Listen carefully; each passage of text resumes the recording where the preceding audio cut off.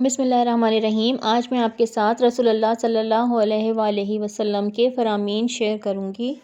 رسول اکرم صلی اللہ علیہ وآلہ وسلم نے فرمایا کہ روزہ دوزخ سے بچنے کے لیے ایک ڈھال ہے، اس لیے روزے دار نہ فحش باتیں کرے اور نہ ہی جہالت کی باتیں۔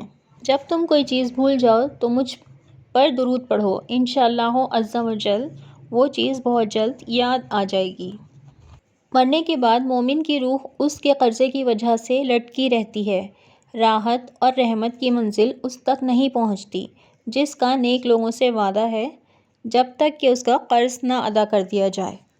جس نے وضو کرنے سے پہلے پہلا کلمہ پڑھ لیا، اللہ تعالیٰ وضو کے ہر قطرے پر ایک فرشتہ کھڑا کر دے گا جو قیامت تک کلمہ پڑھتا رہے گا، جس کا ثواب کلمہ پڑھنے والوں کو اور سب کو بتانے والوں کو قیامت تک ملتا رہے گا۔ اللہ اس شخص پر رحم نہیں کرتا جو اللہ کے بندوں پر رحم نہیں کرتا۔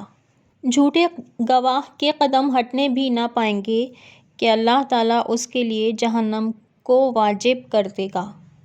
کامیاب ہو گیا وہ شخص جس کو اسلام کی ہدایت رہنمائی نصیب ہوئی اور ضرورت کے مطابق روزی مل گئی۔ صدقہ کر کے اپنے اور اپنے رب کے درمیان تعلق پیدا کرو، تمہیں رزق دیا جائے گا، تمہاری مدد بھی کی جائے گی اور تمہارے نقصان کی تلافی بھی کی جائے گی۔ تم جہاں بھی ہو مجھ پر درود پڑھو کہ تمہارا درود مجھ تک پہنچتا ہے۔ جس نے روزے دار کا روزہ افطار کروایا اسے ان روزے داروں کے برابر ثواب ملے گا، لیکن ان روزے داروں کے ثواب میں کچھ کمی واقع نہیں ہوگی۔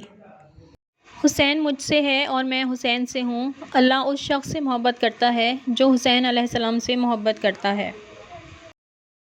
درود شریف کی برکت کا واقعہ۔ حضرت محمد صلی اللہ علیہ وآلہ وسلم پر درود پڑھنے سے ہر مشکل دور ہوتی ہے اور ہر حاجت پوری ہوتی ہے۔ جس نے مجھ پر ایک بار درود پاک پڑھا، اللہ عز و جل اس پر 10 رحمتیں نازل فرماتا ہے، 10 گناہ مٹاتا ہے اور 10 درجات بلند فرماتا ہے۔